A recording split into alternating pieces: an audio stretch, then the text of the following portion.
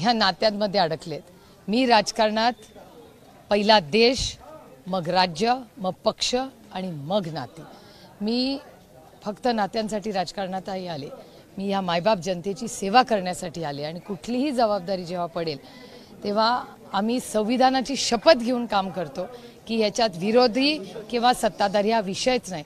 आणि खरं तर मला आश्चर्य वाटतंय दादा असं बोलतात, कारण का आम्ही सगळे, तुम्ही विसरता की घटस्फोट होऊन 6 महिने झालेत, 18 वर्ष आम्ही एकत्र एका संघटनेत काम केलंय। दादा पालकमंत्री होते आणि मी या भागाची लोकप्रतिनिधी म्हणून, खासदार म्हणून काम करत होते आणि गेल्या 7 वर्ष भारतीय जनता पक्षाची इथे सत्ता आहे। कॉर्पोरेशनमध्ये पूर्ण एका पक्षाची सत्ता आहे, त्याच्यामुळे एसटीपी प्लांट असेल,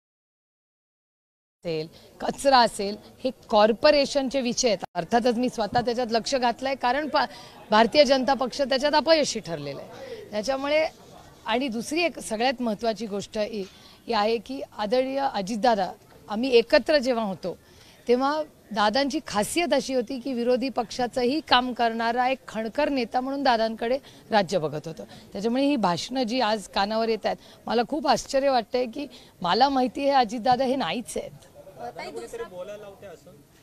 आता तुमच्या प्रश्नातच माझी उत्तरं आहेत। दुसरा मुद्दा असा येतो की तुम्हाला एक खासदार म्हणून, एक राजकारणातले व्यक्ती म्हणून सगळे ओळखतात, मात्र आता ज्या ज्या सभा आहेत किंवा ज्या ज्या ठिकाणी दादा बोलतात तिथं त्यांचं एक वाक्य मात्र कायम असतं की माझ्या बायकोला तुम्ही मतदान करा, तुमचे प्रश्न मी सोडवेन।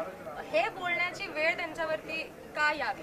मी पुन्हा तुम्हाला सांगते, मी या देशाची सेवा करण्यासाठी राजकारणात आलंय। पहिला देश, मग राज्य, मग पक्ष आणि मग नाती। माझ्यासाठी नाती ही फक्त आमची नाही आहेत, ही सगळीच माझी नाती आहेत आणि मायबाप जनतेचा आशीर्वाद आणि सेवा करण्यासाठी आम्ही राजकारणात आलेलो आहोत। त्याच्यामुळे मला खरं तर आश्चर्य वाटतं हे सगळं ऐकून। पण जनतेनं एक व्यक्ती म्हणून तुम्हाला मतदान करावं का तुम्ही कोणाची तरी बायको आहात किंवा बहीण आहात म्हणून मतदान करावं?